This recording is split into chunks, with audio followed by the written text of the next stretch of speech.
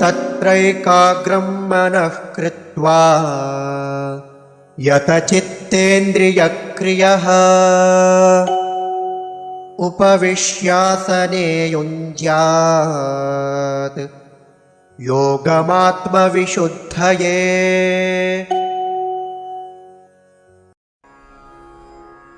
तत्र एकाग्रं मनः कृत्वा यत चित्त इन्द्रियक्रियः उपविश्य आसने युञ्ज्यात् योगम् आत्मविशुद्धये।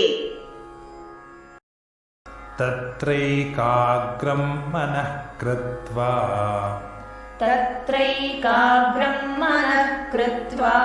यतचित्तेन्द्रियक्रियः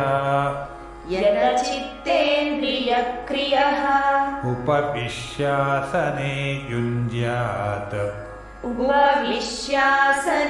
युञ्ज्यात् योगमात्मविशुद्धये।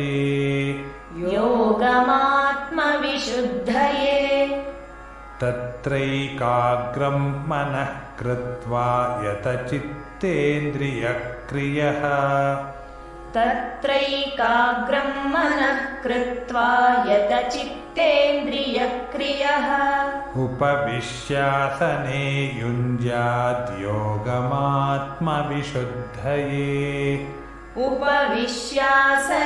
युञ्ज्यात् योगमात्मविशुद्धये।